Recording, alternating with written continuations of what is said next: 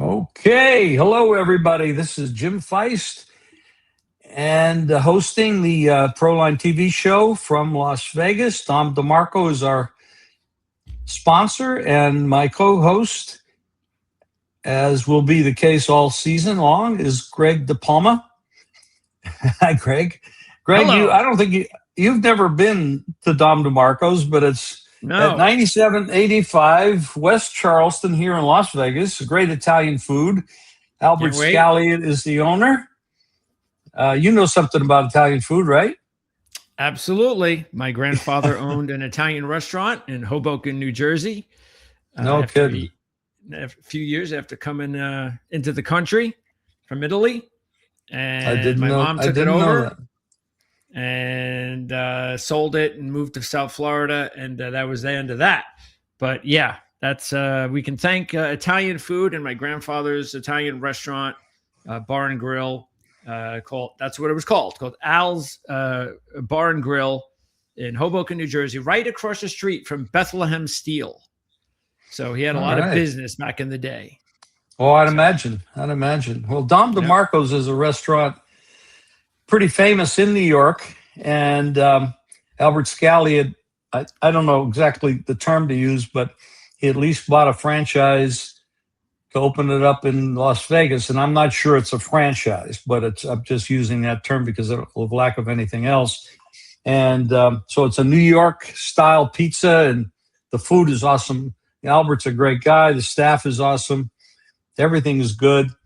And for all of you out there, and a lot of you are going to know this, we do a show every Wednesday during the football season, I guess 20 some shows, and we do it at the restaurant. In the off season, we're going to do it like this online, and I'll be having guests on each week. And in some weeks, the two of us will have guests on, and some weeks it'll just be me or Greg. But we're going to go through the summer and try to keep this active and keep everybody informed about what's going on in the world of sports. Now, football is what we focus on. That's what we focus on, especially the NFL. But we're going to look at everything else as well, because it's pretty interesting right now. We just came off the Olympics, which is unbelievable. Watching those shows was just incredible. I've never been to that part of Italy. I've been to Italy a number of times, but never there. And it was beautiful. Some great success, some questionable things going on, a lot of injuries, unfortunately. But and then we have the college basketball season and the NBA season. Of course, the NBA is full of controversy again with the load management and the tanking that they're talking about every day, just about every day. Yeah, last year was load management. This year it's tanking. Wow. How many is more than half the league tanking, or is it less than half the league? That's one sport I do not pay any attention to, and I'm glad about that. But that's all I hear. For somebody, the only thing I ever hear coming out of the NBA are negative things. So, well, and they want to talk about how great the NBA All-Star ratings were, and baseball does that too. Oh, we had great ratings for the World Series and all that. You know, they try to make it sound like everything's okay when everything's not okay with both baseball and the NBA. I don't think there's everything okay with anything, but we talk about the NBA. So many people say it's impossible to pick winners in the NBA. I don't think that's true. Why do they say that? Because it's very difficult, especially with the load management, not knowing who's playing every game and who's motivated. So it's a little bit. Most of the time, you have teams that are going out there to play, and they're using everybody on their team. Now with this, this load management, you missing the stars a lot of times, and it's hard to. You see a number on the game, say 4, and then you get to the game and there's nobody. Some of the teams that should be 4 or should be even. It's pretty tough. But I'll tell you what, we had a really good season last year. My service, that is, and then there's guys that are on our weekly show that are really experts, like Aaron Renning is incredibly good at the NBA, and we've got other people that are really good at it as well, like Scott Pritchard, and there's others. And so, by the way, the show during the season, we have the best sports bettors in the world at the restaurant during that 20 or 25 weeks that we do the show at the restaurant. So you have to check in on that starting again late August. However, we're talking now about what's going on. And, we have the, what do we got coming up in football right now? We got the Combine is this week. The Combine, and we got this free agency stuff, and you got the draft. And I mean, there's so much to talk about. Football never goes away, but we can't ignore college hoops. I mean, just last week alone, we had Arizona go to Houston. Houston's at home, very good team, one of the best teams in the country. And Arizona's without two top guys, and Arizona beat them. Then we have Michigan, the number one team in the country, go to a neutral court in Washington, D.C. and play Duke, and Duke beat them. I mean, and now Houston took off on the road to go to Kansas, who's had an up and down season, especially with this one player, Peterson, that doesn't always show up, and I'm not sure what the reasons for that is, but then Kansas beats them. So now Houston has lost 3 in a row.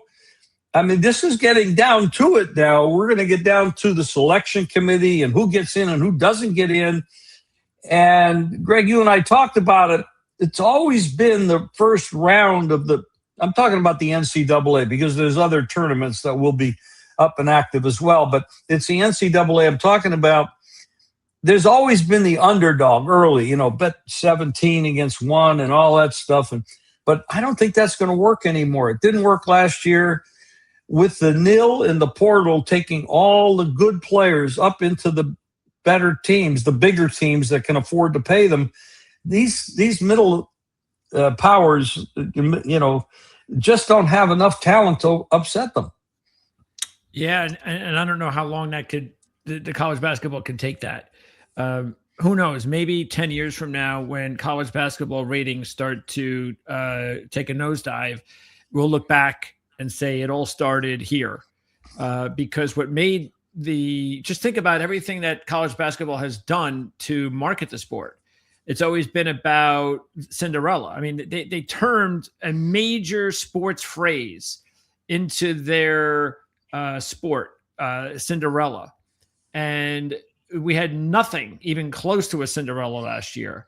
And if that continues, that is going to be a big issue for the sport that they're going to have to figure out a way to rectify it. And I know they have this new idea of implementing this law, this rule that every team can only spend a certain amount of money, whatever it is, $20 million per sports budget. And you have to divvy it up among all sports under your umbrella. But I don't know how it's being policed. I'm not sure anybody know how it's being policed. So I still think, unfortunately, we're a few years away from figuring all this out. And college basketball may be the one sport that I think it could hurt the most if we don't have another Cinderella this season. Now, the same rules apply to college football as well, and it made possible a team that would never be considered a football power, Indiana, ending up winning the Natty. So, I mean, it didn't seem to hurt. I don't know. What do you think about that? I mean, it seems like we're heading in that direction, but then your bottom, like we've got 68 teams going to the NCAA, probably only 20 of them have the chance to win the whole thing. Yeah, I think the differences in football and basketball are that in football, it was really bad in a way because the parity just wasn't there. It was the same old. It was Alabama dynasty, Georgia dynasty. Nobody wants to see that. Nobody wants to see the same teams to the championship and the final in their silly little 14-team playoff deal. That was getting old and boring. And so that part of the transfer portal era has worked. We now have parity. We now have teams that is long. And again, we're only talking about teams from power conferences, of course. But any team now in a power conference, if they've got the money and they've got to get the coaching, and some talent. It's not just about money. You got to get the right players and the right coaches. It's not that easy. Just look at Texas Tech. I mean, Texas Tech had a lot of money, just as much money as anybody, but it could only take them so far. They dominated the Big 12, but once they went out there and tried to play with the big boys, we saw what happened in the matchup against Oregon. So it's still not that easy, but I think it's good for parity. Now, as far as basketball, the good part is that we talked about this last week, is that I don't think that we could say in the last 5, 10, 15 years, or maybe ever, that there were 16 teams we could look at going into the tournament that we think could win the national championship. And so I think that's a good thing. I think that once we get past the first week, the second week should be fantastic. The problem is everybody loves the first week. And you know it more than anybody being in Vegas, how much they pack those casinos, those sports books, Thursday, Friday, especially, and of course, Saturday, Sunday, betting from day to night on all sorts of upsets. And also, that's the thing that really, unfortunately, might kill college basketball come tournament time. But everything else, I think, is a good thing. Would it? I mean, I don't remember back far enough back to the days of Hoosiers, and that was every team in the country, I guess, was in one division. And Hoosiers was a very small school in Indiana, and they ended up winning the Indiana thing. Do we have to split again the top teams from the middle teams so that the middle teams can actually win a championship? I mean, because if they can't have a chance, does that make the NIT more powerful than it used to be, that it is now? Because some of these teams should go there instead of actually playing against the big guys. I think what they're talking about, that's why I think they're talking about adding. No, but and I think most fans don't want to see them add to the tournament, but that's what they are talking about, adding more teams. Because you take a look at the teams that are on the bubble this year in college basketball, and they're not very good. You know, there's about 5 or 10 teams, like even Villanova. We talked about Villanova last week on the show. We talked about how they were like a 6 seed or something like that, and how they had beaten nobody. Their best win was Wisconsin, a decent team. No, North Carolina State, a decent team, but a bubble team. And they had an overtime loss to Connecticut. Well, here is their opportunity to justify that there's everybody's good as the committee or this bracketology people believe they are. They host Connecticut and get hammered. And yet I guarantee you, we look back. Matter of fact, I know that if I have some time, I'll take a look at it. The Athletic, I don't know if you saw that because you get the Athletic too. They had a thing today about, they have it once a week to put out their bracket watch. And taking a look at it, because I haven't had an opportunity. I'm gonna matter of fact, let me move this into the screen here, pop it up, because it's the first time I'm looking at it. I want to see where they put Villanova. So let's see, where do they got Villanova in here? Let me make sure it's big enough. Okay, so let's see. This is their first 4, and here are the regions. So let's see where we see Villanova. All right, don't see them yet. Oh, there they are. See, they're a 7 seed. They basically went from a 6 seed to a 7 seed, and again, they have done nothing. They have beaten one bubble team all year. But because they have a lot of wins in the Big East, that's supposed to mean something. It's the same thing they're doing with like Georgia. I think it's just Georgia. Georgia has done nothing. They've beaten Kentucky, and what? Because they have 18 or 19 wins in the SEC. Oh, let's put them in. So that's the problem that we're having, is as good as the top 16 are, once you get to that last 16, let's say, it just does not compare to years past. So to try to answer your question, the only thing I could say is that would it be better for the fans? Probably, because again, if there's not going to be any Cinderellas, and if these teams are not going to be able to compete, I think it would be better for the fans to have 2 different types of tournaments going on, because these are still competitive teams that are a lot better than these other silly NIT tournaments that we've used to have. So why not make the NIT stronger by playing the teams that have no chance in the NCAA tournament? Back in the day, the NIT was the tournament. That was the big guy, right? I mean, until, and that might end up being, again, because you're talking about 16 teams that can win. Well, that makes it 50 teams that can't win. So you basically have no chance to win this tournament, or very little chance to win this tournament. You might be playing in a tournament that you can win. In my opinion, I would rather do that. See, these are these are 10, this is 12, this is 14, and this is 16. Absolutely, Louisville has the ability, and Michigan State, Gonzaga, even Alabama's talented. St. John's can make the run. This is what I'm talking about. And even Vandy can make the run. They did get one of their 2 injured players back the other day. So that's and I'm getting to 16, 18, and 20 here. So that shows you the depth.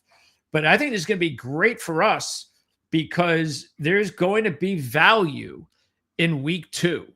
Week 1 might really be bad, but you talked about it. Why not? Even though it's not going to be beneficial for upsets and easy type money that way, it just seems like the way to go. Even no matter what the point spread is, just go with the favorites the first week. Doesn't that seem like the way it's going to have to go again this year? Well, unless the bookmakers, jack the numbers up out of value range, an 18-point favorite now becomes a 24-point favorite. I mean, then you might have to back off. But, from a perspective of what's fair to the teams and what's good for the gambler, I like the fact we get down to the final, let's say the last 20 teams that are in the tournament. I mean, you're going to have some games that are going to be really close. So you're going to be a value better when you're looking for positive EV on a game. Was perfect for me, but for the teams and going to the tournament and having a chance to win or even play close, it might be ugly. But that's the Final Four. Now we have to mention something about the NBA. I mean, there's some good teams out there.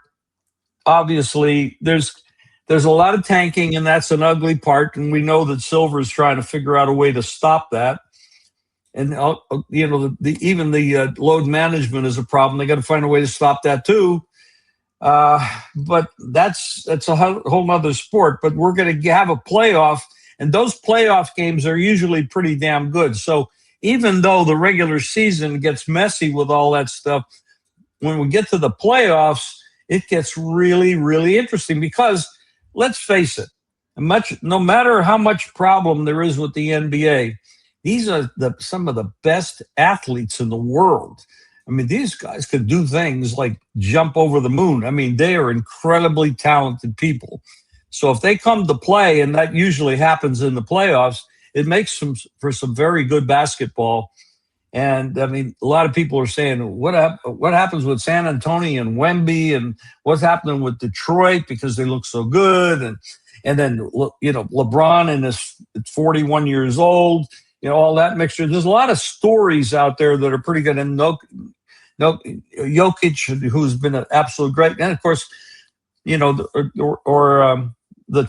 Thunder, who the champions from last year. There's a lot of great stuff. And now the Harden trade to Cleveland, making Cleveland a little bit stronger, a lot more backup support there. And maybe they're the best team in the East, unless maybe Tatum comes back and makes really Boston boost up a little bit. There are a lot of stories other than the negative part of the NBA. So that's good stuff to follow too. And that's one thing we're going to try to do here on this show. We're going to try to bring everybody up to date once a week with what's out there, what the possibilities are, and maybe give some long shots on like for example, in football, we had a team this year go from 4 wins to the Super Bowl. And they had 4 wins one year, and they end up in the Super Bowl. They didn't win it, and they didn't cover. But who's going to be that team this year? And I have a couple thoughts on it, and I'm sure Greg does as well. And no, Greg, it is not going to be the Jets. And I know you love the Jets. It won't be the Jets. Well, the only way it would be the Jets is if they found a quarterback, because that's the thing that you have to remember. Everybody has to remember about the Patriots is the reason they were able to go from 4 wins to the Super Bowl were several factors. One, they drafted a young quarterback the year prior, so he had a big year 2. Number 2, they spent over $200 million in free agency contracts during the offseason.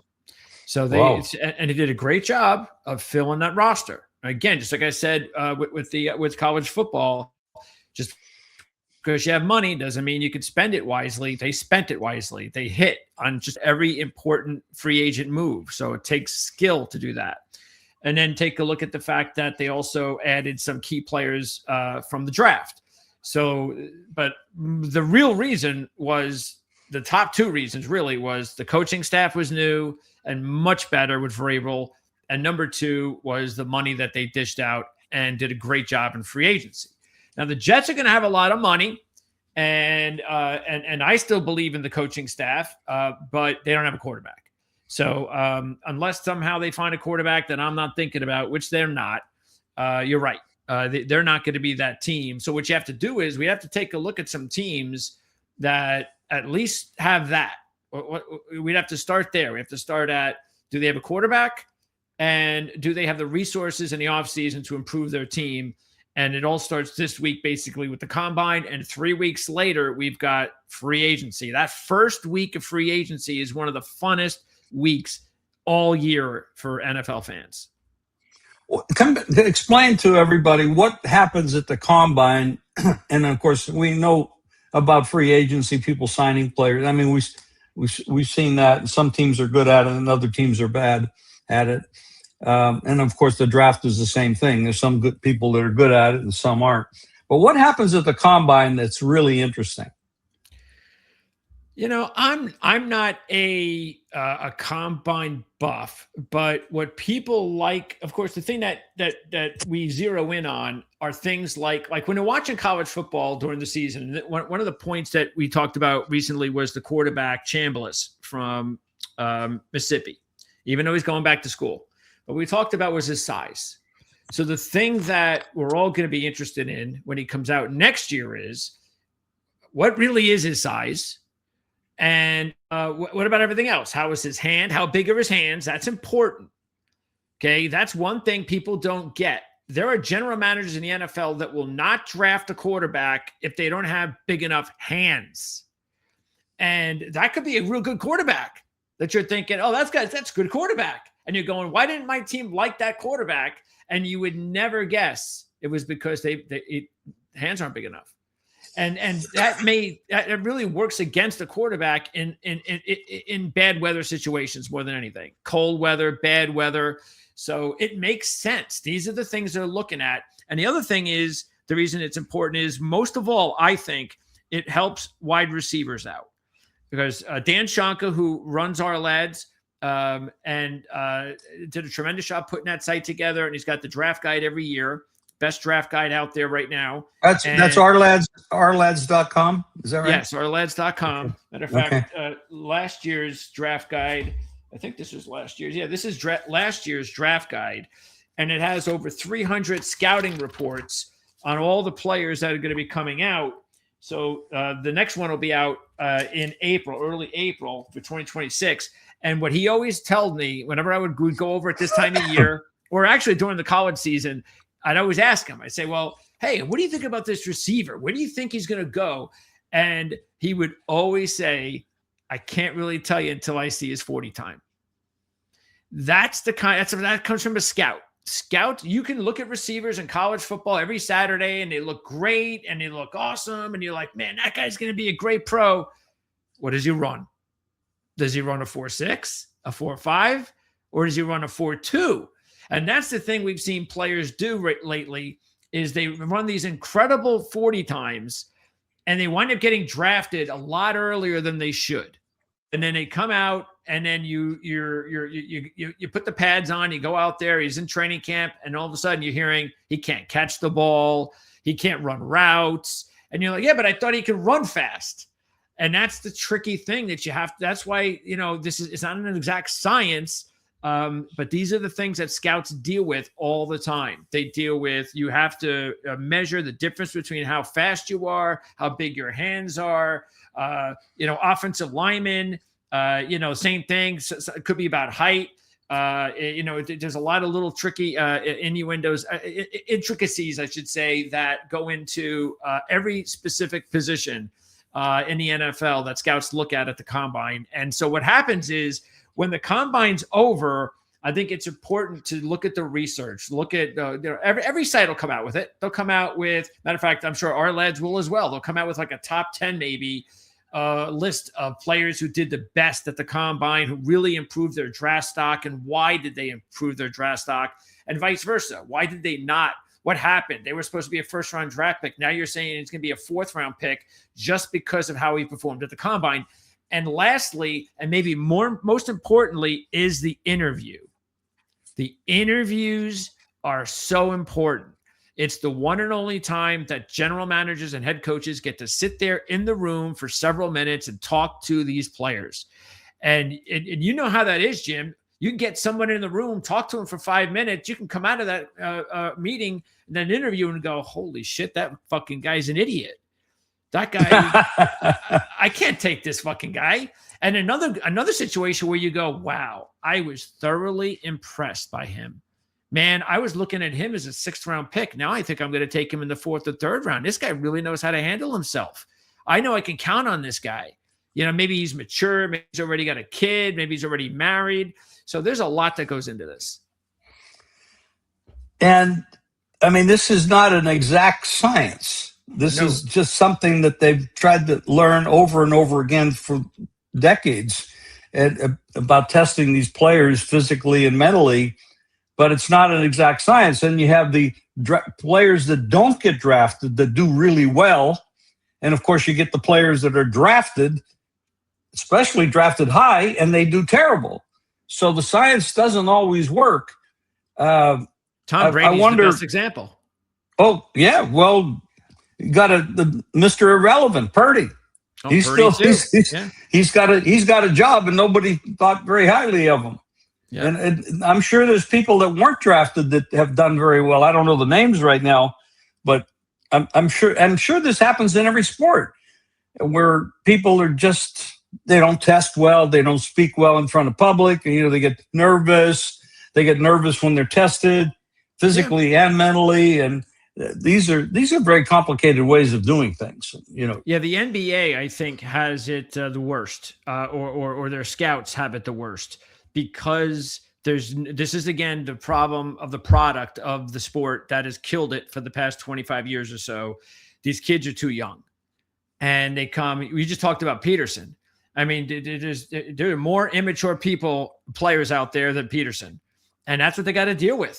And you're talking Peterson with Kansas. You're talking Peterson with Kansas. Yeah. So you got to deal with these kids. They have very little experience playing college ball. They have very little maturity experience. And you're really just, it's really just you're forecasting. You're saying, all right, I think this kid in 3 or 4 years will be this. And it's a guessing game. And it's so hard for these scouts in the NBA. And that's why, like right now, when I hear, because I don't pay attention to the NBA anymore, I stopped about 5 or 6 years ago. But when I hear players that are playing like, oh, so-and-so is doing well, because I watch college basketball, so I know who the players are. And I hear about these guys in the NBA that are like stars. And I'm like, I don't even know who that is. I don't even remember watching him in college. But the game, again, because maybe the player was very young and he didn't have a great career, and he maybe played 2 years instead of 4, and he was a 2nd-round pick or a late 1st rounder, and they were just, again, guessing. And then all of a sudden, a couple of years later, he becomes the player he would have become had he stayed in school for 4 years. So that's why he might have played in Europe. He might have also played in Europe. And if that's the case, then I obviously don't have any idea who they are. But correct. Yeah, I really give credit to the NBA scouts, because those guys have it the hardest. Now, any idea who your team is in the NFL going from 4th to the Super Bowl? Well, let's Probably no one, but we can try to guess. Yeah, let me pop up. Let's see. Let's pop up the standings. Do I have the futures on the screen right now? I don't see anything at the moment. All right, let me pop that on, and then I'll get the standings because right there, what a surprise! Seattle and the Rams are now considered the favorites at 8-1. Of course. So let me see if I can. Let me pop out. Let's see. Here's the NFL standings.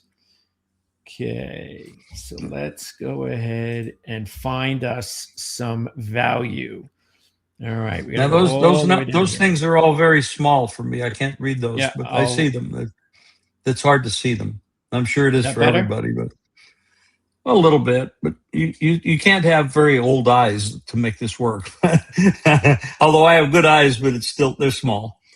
So do we want to go all the way down to 4, or do we want to go under 500? Under 500. Let's go there. All right. Well, that would be actually, let's draw because those are easy. Let's go 7 wins. So you got the Cowboys, the Dolphins. So let's start there with those teams. See, look at these teams right here, especially. You got the Bengals and the Chiefs. How hard is that going to be to analyze, right? That those two teams can make it. But that we won't do that. That's too easy. Dolphins have a new coach, and they're going to have a new quarterback. So that's going to be a very interesting offseason. They've already shedded salary cap. They've already said goodbye to Tyreek Hill. They said goodbye to Bradley Chubb. And they also, someone else, I also think they let off the books. So they needed to, and they got rid of those guys. Boy, and they ate a lot of money from Tyreek Hill. The owner ate up a lot of money on letting Tyreek Hill go. So, but the Cowboys, I think, would be interesting because we know that they can play offense. They have a quarterback. They have a new defensive coordinator who, by the way, I spoke with our Philadelphia Eagles analyst when I interviewed him for the offseason preview for the Eagles. And what we did was we talked about the coaching situation because the Eagles also had some coaching changes. And he talked about how disappointing it was because the Cowboys went in and I think he was a linebacker coach for the Eagles. And there was talk because and I haven't heard anything updated yet regarding the Eagles defensive coordinator. But there was talk that he was going to retire, but he may coach another year. And the thought process was that the linebacker coach, he was a rising star, say, in the coaching ranks with the Eagles, that he was going to take over when the defensive coordinator retired. But because there was no word yet on whether he was going to retire or not, the Cowboys swooped in and said, hey, we'll pay you X amount of dollars. Come here. We'll make you the defensive coordinator. And he was like, all right, I'm not going to wait. And the Cowboys got him now. Whoa. So, and the Eagles defensive coordinator might still retire. And if he retires, then the Eagles, that they're going to have to go to plan B instead of plan A. So that's something to follow with the Eagles. But with the Cowboys, they feel they've got a rising star now as a young defensive coordinator, first-time coordinator, though. And we know how important it is that the Cowboys can get a good defense going. So let's start with the Cowboys because that's interesting. That's interesting from a lot of perspective because if the Eagles do fall, then the Cowboys would definitely be the favorite to win that division. And once you win the division, you're in the playoffs, and then you can become dangerous. That's one of the things that I look for. Yeah, well, let's see. I'll pop it up on the roster right now for the Cowboys over at Our Lads, who does a great job, the best in the business for the depth charts. So, matter of fact, his name is the new coordinator, Clayton Adams. So he's the new, Christian Parker. He's the new defensive coordinator for the Cowboys coming over from the Eagles. And they are going to have to fix this defense. So the good news about the defense is they'll have a full season with Quinnen Williams. And they have a few other players that are coming back from injury, but including Siobhan Revel. He's a rookie last year who our lads believed was right up there as one of the top cornerbacks in the draft. He slid to the third round because of an injury that happened before the draft. Happened last year. It's the last year in college. But he's going to be ready to go. He played last year a little bit, and that could be a really big boost. So, again, this is what we need to look for We need to look for things that, like, players who have tons of talent, who were injured, who people don't know about, who could all of a sudden come out there and be star cornerbacks. And that's what they have in Siobhan Revel. That's how talented the kid is. This kid that they drafted in the second round has got all sorts of pass rush talent. So they have a couple of good guys from the draft. They got Quinnen Williams. So the question is do they have, because they have to have more. They got to add more players on defense, obviously. So that's what we need to follow because they have not had a lot of success in free agency. Jerry Jones has not done a good job with free agency in quite a long time. As a matter of fact, that it looked like he only spent $54 million in free agency. He was like the bottom of the list or something. I mean, it was like, did I read that right? No, it might have been, maybe it was guaranteed money. That could have been what it was. It was very low. He has not done a good, like you said, he's not done a good job in free agency. Yeah, that's been the biggest problem he's had with free agency is, for whatever reason, instead of giving players the contracts that they deserve, say a year or two, like Micah Parsons, instead of giving him their big deal, we're going to give you now an extension 2 years before you're due, and we're going to sign you up for the next 5 or 6 years, he doesn't do it. He just lets it go to the next year, which is always the worst thing you can do, because then it's only a year out now before you can become a free agent. And then also the player gets upset that he's not been treated fairly, and then you wind up trading him. And that's what they did with Micah Parsons. So, but taking a look at the Cowboys right now, as of today, maybe this is what you saw. As of today, because this was not the case when the offseason began, the Cowboys have the worst cap situation in the NFL. So I'm going to pop that over right now. So let me make this a little bit bigger. So you see on the bottom there, 52, that's in parentheses, means they are $52 million in the red. So that they are, because if you take a look at the best team, the Tennessee Titans have $100 million to spend in free agency. That does not include signing bonuses and things of that nature. That's why that figure, that's why they could spend $200 million, $100 million on bonuses and $100 million in cap space. So that's the difference. That's $150 million difference from the first to the 32nd.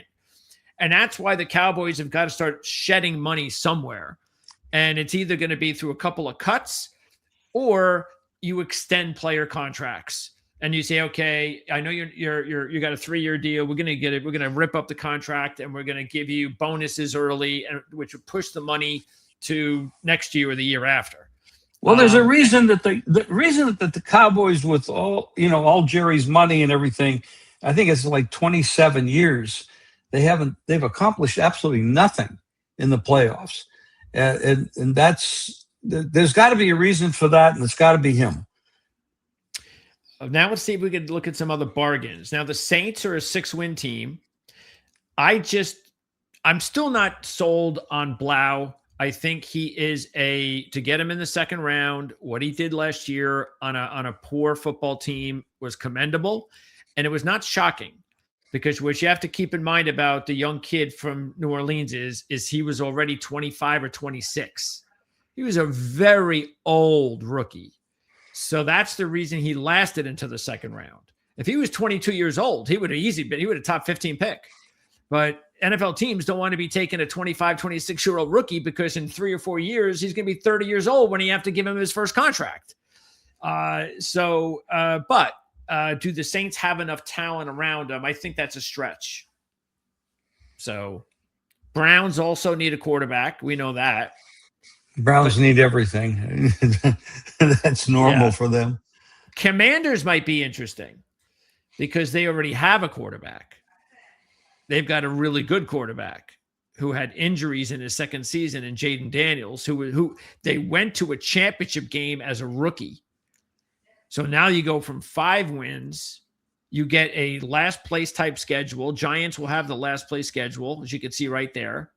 And the Giants are another interesting team because they've got themselves a new head coach with a Super Bowl pedigree, and a new young quarterback. They have one of the better young receivers in football and Neighbors coming back from injury. The Scadaboo had a really good rookie season before his injury at running back. They're loaded at the pass rush department, including their first round draft pick, who, was okay as a rookie. He could be a lot better. So the Giants are also a very interesting team, but they need Jackson Dart to take the type of step that we saw from the Patriots May last year. But that could be a target right there, the Giants. I like them. I worry about Jackson Dart's propensity for getting himself hurt and always being in the blue tent. Yes. That's going to, if he gets the concussion repeatedly, he's going to be sitting out a lot of time, and then you're going to depend on who's behind him. Let's see where the money is. The Giants, they have about $5 million, which means they're okay. They're probably not going to be able to land any super players, but you could be rest assured they will add some players from the Ravens. He'll bring some of those Raven players with him. A couple of free agents there, but they can't spend freely like some of the top teams. So that's unfortunate. So they're not exactly where the Patriots were last year, where they could spend a lot of money. So, maybe the Giants could be a playoff team, but I think we'd be asking way too much, especially now that the NFC has become the top conference in football. What do you think of the Falcons? Falcons are up here with 8 wins. I mean, I like the addition. I like their coach addition that they got. I'm a big fan of Stefanski. When you're with Cleveland, you're always having your hands tied behind your back, but I think he's a pretty good coach. Yeah, the looking at Atlanta offensively, they have a star receiver in London. They have a strong offensive line. They got to make a decision on Kyle Pitts, but he is a very talented tight end. And of course, Bijan Robinson may be the best running back in the NFL. And then the question, though, with Penix is going to be his health, obviously, and when he's going to be available. And right now, nobody knows. Nobody knows if he'll be available week 1. What if he's not available until really late into the offseason, the preseason? What was his injury? I think it was. I think it was. I know he had ACLs before. I think it might have been another one. Let me see what it was. I think that was what it was. Let me double check here. It wasn't Achilles, because that'll put you out for sometimes 2 years. Let's see what it was. Yeah, it was another ACL tear. Okay. And again, remember, he had, I think that's his third. Yeah. Oh boy. This is his third ACL injury. And keep in mind, these are the things that are talked about around the draft that people forget in these situations. Like they go, oh, wow, look at Michael Penix. That's amazing and all that kind of stuff.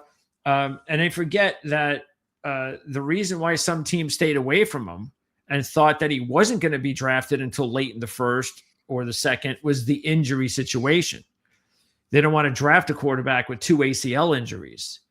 And so the Falcons surprised everybody, not just because of the fact that they had just given Kirk Cousins all that money, but because he wasn't supposed to go that high in the draft. And everybody then went, look, what a genius move. Turns out it was a genius move. Well, you know what happened to the general manager who drafted him? He got fired. Is Cousins absolutely gone? Yes. Yep. He is not going to come back because of the fact that he wants to play somewhere else that he can start. And he's also going to command a decent amount of money. So if you're thinking about Kirk Cousins in the NFL, well, Atlanta's already paid him, right? I don't know what his I don't know what his contract situation is. And if Penix is hurt and Atlanta's already paid him, why does he stay with Atlanta? Well, we got to have a new contract. So, and like I said, it's not that he has a contract. Let's take a look at where what it looks like. Let's see where he's on here. He should be on the board here. Where are the Falcons? Here they are. All right. Let's take a look at their players. There's Kirk Cousins. Let's see what his contract looks like. Okay. Kirk Cousins. Is this what site is this? Our Lads? No, this site here is a site called overthecap.com. Oh, okay. So this is a salary cap free agency site. So here you got Kirk Cousins, dead money, 35 mil. And see what this means here, dead money and cap savings is this is how much. See, they're not going to make any savings if they cut them. And they would have to spend 35 million. Basically, they'd have to give that up. The owner would be losing $35 million of his own money, and he gets nothing for it just to let him go. And that also, now let's just say he was here on the 2027 deal. Well, this would be a lot better, but this is the whole reason he's never going to get here. That's why they do this. But let's just say it was available. Then they would save $78 million by cutting him, and they would only have to give up $12 million, which would be everybody would do that. But the numbers just don't add up. So let's take a look now at the situation for the Falcons. Let's see. Where's their free agency? There it is. All right. Let's just get that again. Free agency. Okay. So here are their players right now. Matter of fact, I was just, So they've already franchise tagged Kyle Pitts. This must have just happened in the last day or two, because I think the tags are available now. They just started. So Pitts is already signed, which means that the Falcons have a certain amount of time where they can negotiate a long-term deal with Pitts. And if they can't agree, then they pay Pitts top dollar tight end money for the position for 1 year. So, so that's these are the only free agents here that are left for the, and I don't see, and again, I recall, I'm just going through this. There's no notable, top players that they have to worry about re-signing. So that's good news. They're going to lose their second running back though, Tyler Algier. So he's going to be one of the top 5 or 6 free agent running backs. So they are going to lose their number 2 running back because he's going to go somewhere and want to become like more of a vital part of someone else's team. But again, just getting back to Kirk Cousins, the fact of the matter is that, they're going, from what I understand, from what I was told, let me take a look at their depth chart here again. So I don't know why I haven't heard anything about him over the last few days. Oh, here it is. Okay. So apparently they've already done it officially. See, that's what CC means. This is the RLads page. CC means cap casualty. So they have already cut Kirk Cousins officially. I see. Okay. So any players down here, which you would look on their depth chart, you don't see him here. The first thing you can do is scroll down here to make sure whether or not he's down in this area. So he's gone. He's gone. So he's gone. He is officially gone. They've officially ate that contract, which was $35 million, like I said, and he will go off and sign somewhere else. So that is official. So they're going to have to go and get a veteran quarterback to back up Penix in case Penix can't start early in the season. So that's something to keep in mind. Other 8-win teams, let's see, you've got the Panthers, you've got the Colts, and you got the Bucks. And we all know the Bucks are talented enough. It's just a matter of avoiding a lot of the injuries that killed them last year and making sure you can get Baker Mayfield right too. And that offense, they fired their offensive coordinator. He obviously was in over his head. So they brought in a new guy, and they had lost Liam Cohen from the previous year. So this guy came in and he wasn't up to snuff. Yeah, matter of fact, the previous 2 offensive coordinators that came in for 1 year are now NFL head coaches with Jacksonville and Carolina. Oh, because Canales was the first guy, right? And then Cohen came in to replace him. So Baker had 2 good offensive coordinators, and then ran into a guy that wasn't. That's right. And they had an off season. Yep. So, which is one of the topics I want to talk about. Maybe we'll get into it next week. Is offensive and defensive coordinators are not spoken of enough as how important they are. We've seen it. We saw it with Detroit. They lost their offensive and defensive coordinator, and they fell off really badly last year. We saw it with Tampa, same thing. Eagles, Same thing. So we see that, but we don't talk about it. We think the offensive or the head coach is the answer and the end all, for everything. It's not. It's his team. His team is the offensive and defensive coordinator. Sometimes it goes down to more coaches, but we'll talk about that. Like Stefanski with Atlanta is a good head coach. He's got to have a good offensive coordinator, good defensive coordinator, and he has to have a good quarterback. That's just the beginning of it. Then you need your left tackle and you need an edge rusher. There's a lot of things to make, and then you got to stay healthy. And, so it all adds up to that, whether, what you're going to do for the season. So that's what we're going to dig into in depth, because there's going to be a lot of money to be made if we analyze this properly and can make some future tickets going into the off season. A lot of money is made in future tickets when you can get somebody that can go from a 4 or 5, 6 win team league or history, the previous year, and make it all the way into the playoffs, deep into the playoffs, or even the Super Bowl.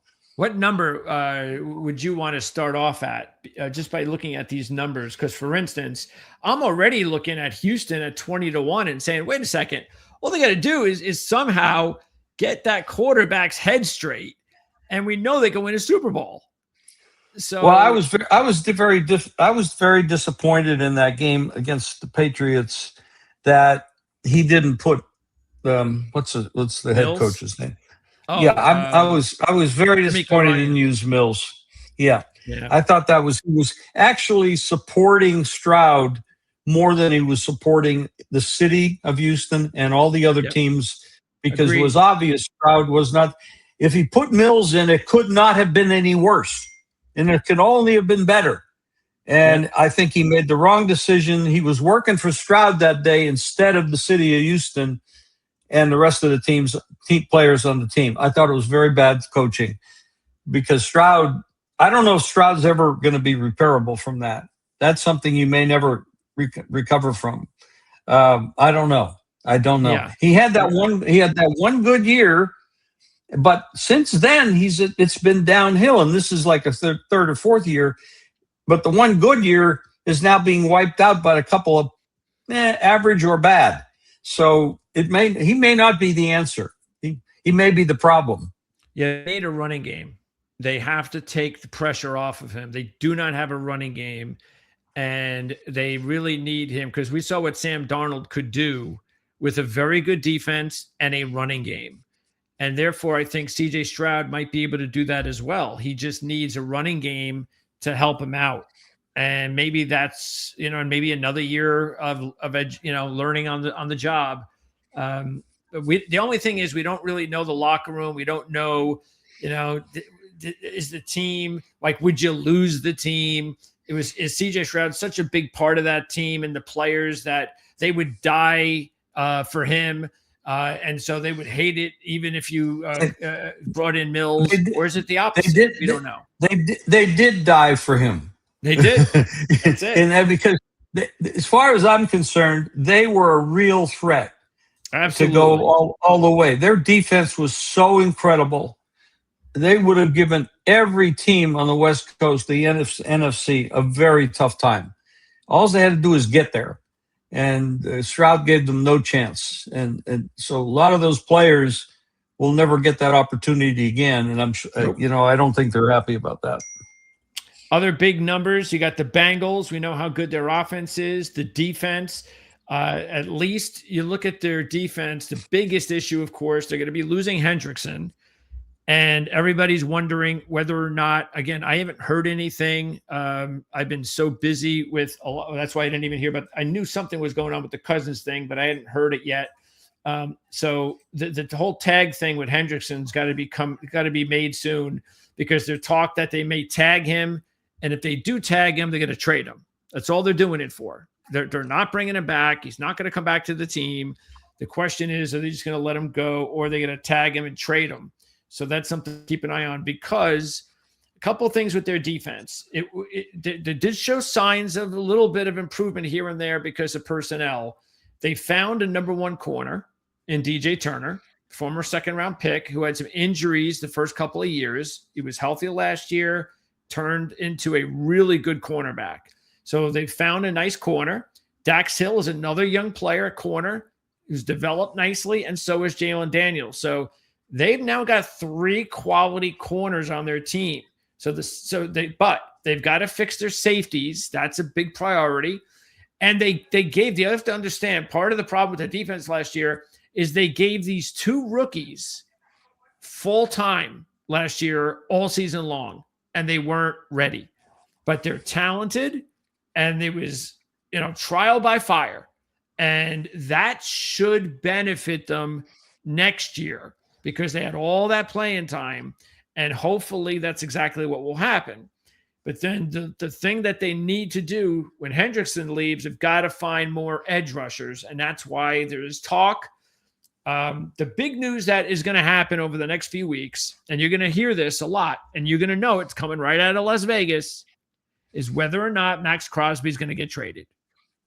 And that is going to be a big news deal up until the time either that it is not going to happen officially, like, GM comes out, Crosby comes out, and somebody says, I'm not going anywhere, or he's going to get traded. And a team like the Bengals are going to be one of those teams that has the type of ammunition, draft capital, and cash to make that type of move. So we got to keep an eye on Max Crosby. Just keep it, because this is something to keep in mind. Let's say the Bengals trade for Max Crosby. What do you think those odds drop to from 28-1? It would be significant. Significant. Because, as long as they can secure that Burrow is happy and going to stay, because he's been making a lot of noise. But he says he wants to have a defense. He doesn't want to go out there and have to put up 45 points to have a chance to win. Yeah, and he's actually said that. And that's why I think they might make this move, because they understand that he's a local kid that wants to be there, and they made him happy. They pleased him by giving the big contracts to Chase and Higgins. They said, these guys are important to you. We will sign them and lock them up. And that's what they did. But now they've got to do the same thing on defense. And that's why if you're looking for a really good value pick here, it could be the Bengals. Because if they go ahead and make that deal, you're going to feel really smart that you took 28-1 on February 24th. Because on offense, you can't stop them. It's just really the only team in the league that moves the ball and score with them is Dallas, and of course Dallas doesn't have much of a defense either. So both teams are kind of set up the same way with very little defense and a ton of offense. Tampa Bay, you're getting pretty much the same number you got with Seattle last year. You're getting 40-1 on a team that we know has the talent, and it just has to all be put together. And again, we'd have to guess on the offensive coordinator. So that's it. But, we're talking 40-1. It's a really big number, and that's a talented team. So if you take a look at their team here, look, Wirfs was banged up all year. Bredesen was also hurt. They had all sorts of offensive line injuries. So if that offensive line stays healthy and the coordinator comes in and he's much better than the other guy, then their offense is going to be just fine. It's up to this defense that they have to kind of fix. And, there are players on the defense. There were some big injuries to the defense. You had Kalijah Cansey was out for most of the year, so they get him back. They had a couple other guys that were banged up. So I think Tampa Bay is a prime candidate to be one of those types of teams. I think they've got the quarterback and they've got talent. There's talent on this team. What do you think about Tampa Bay? Well, last year I was sold on them last year, and I went down with the ship, but they started off okay. They just never could put it together because of the injuries, and then they just fell off the map, and ended up Carolina ended up getting in the playoffs instead of them. But I would say that they're live. But then again, I have to look at this Atlanta team because I think Atlanta could be greatly improved with a better coach. Except we don't know about the quarterback. Yeah, I think the reason why Tampa Bay, I think Atlanta could definitely win the division and beat out Tampa Bay, but I think Tampa Bay has a better shot at the Super Bowl than Atlanta. I think The problem is if you can't get into the playoffs, which the winner of the division, which is going to be a weak division to begin with, you have to get into the playoffs, and the winner of the division gets in. Nobody else will probably get in. Well, I think it all depends on that. I think the NFL is volatile enough now, and the NFC, where we've seen Carolina incrementally improve. I don't think that's going to stop. I think they're going to get better. I think Tampa Bay is going to be better next year as long as they're healthier. And I think Atlanta, as long as Penix is healthier, or they got a better coach, I think they're going to be better. So I think the whole division will be better. I don't think they're going to be another division like last year where 8 wins the division. That's going to make it a lot harder to get in. That's for sure. It will. And then the other teams that we should probably bring up, if the Vikings can find a quarterback, if Washington can get a defense, if the Steelers, they have a new coach now, they have big questions, and the Colts, we saw how good they were until Daniel Jones got hurt. So these are the other teams that would be logical, long shot future teams that we'd have to investigate. The Colts probably can't. I mean, I don't think you're going to get Jones back off that Achilles that fast. Well, they do have another young quarterback in Richardson. Yes, they do. So he could play for them if they don't move him. And Riley Leonard got an opportunity to play a little bit, not a lot, because Phillip Rivers came in. So yeah, I think as long as Daniel Jones, but you're right, they can't trust Daniel Jones. And he's going to command, you would think, a decent amount of money because teams are so desperate to pay quarterbacks. Oh, yeah. Quarterbacks rule the roost these days, that's for sure. And if you're coming off an Achilles injury, I don't know if he can come back that quick. Yeah. So, and then the Steelers will be interesting with McCarthy, and there's still no word yet about Aaron Rodgers. And I wonder why. I wonder if that's the reason they're 60-1. I wonder if they would be more like 40-1 if Vegas knew that Aaron Rodgers was going to play. I think so. They would be. I think so. Rodgers, even though he's older, he's still so smart. He knows how to play the game, but he's totally immobile. We saw what happened when Houston played them. He couldn't get out of the way. He has to have a lot of help around him because of he's immobile. They got to run the football. They got to give him help. They can't just have him go back and pass the football. Well, McCarthy's a pretty good coach. I mean, not that Tomlin wasn't, but Tomlin went there sort of. I mean, he was happy never to lose, but he wasn't trying to win any Super Bowls there. I mean, it was just a totally different attitude, and their offensive coordinator was a mess. And I was never thrilled with that guy anyway. Well, that's why I think Steelers could be interesting, because I was talking to my Pittsburgh analyst, Alex Kozora. He had talked about, look, part of the reason that coaching staff, Tomlin down, they're not there anymore, is because they did a bad job of developing young talent. And so you bring in a new staff, and if that new staff can get some of these players coached up, then all of a sudden Pittsburgh, you can see a better product on the field. And so that makes them a very interesting wild card as a long shot at 60-1. Well, yeah, you got to look at you got the Ravens with a lot of stuff changing there. You got Cleveland's always a mess. Cincinnati's a lot of questionable there. So yeah, you got Pittsburgh sitting there.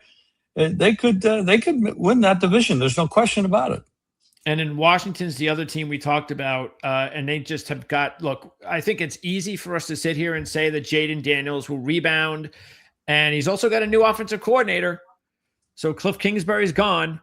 So maybe the new coordinator will be a better fit for Jaden Daniels, will maximize his ability, and the offense will have a big year. But the question is their defense, because that's where they're lacking.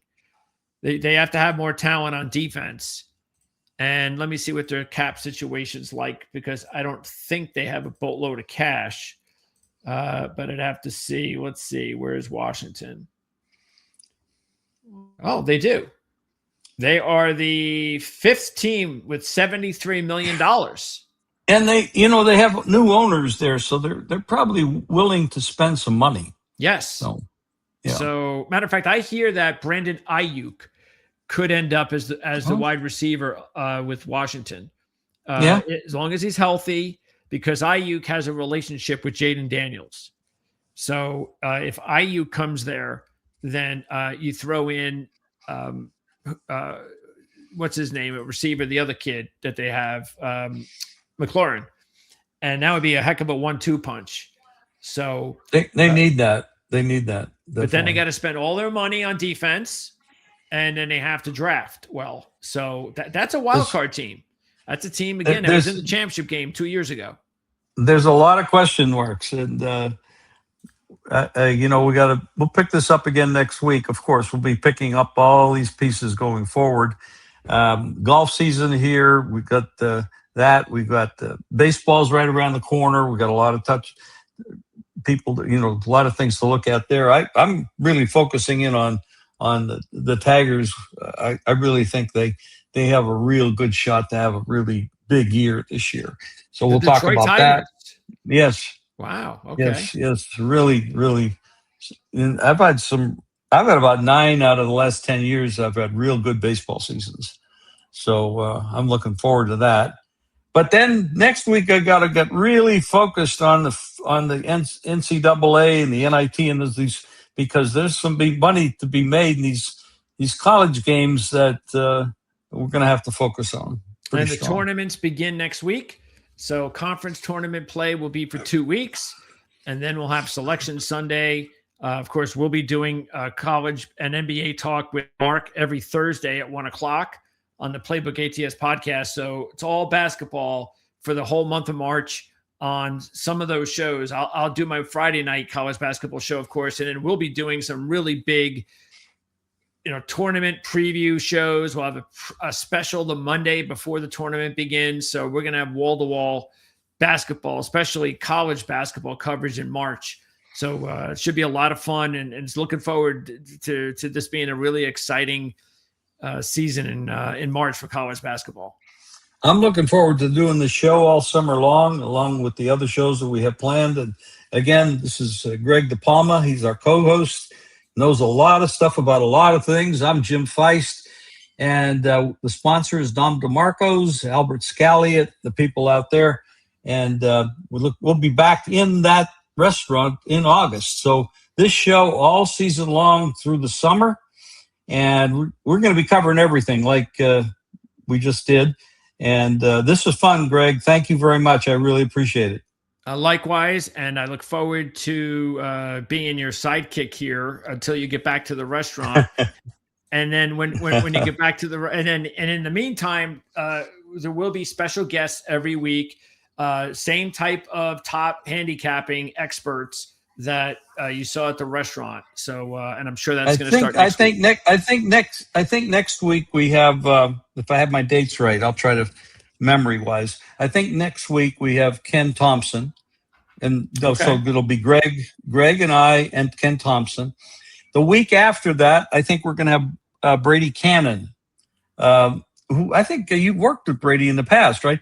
Brady's pretty good at Brady's good at a lot of things, sports, but he's a pretty damn good golfer too. But he also analyzes golf well, so I think he's going to be on with us in a couple of weeks. So, and then we might have multiple guests in a week. I don't know.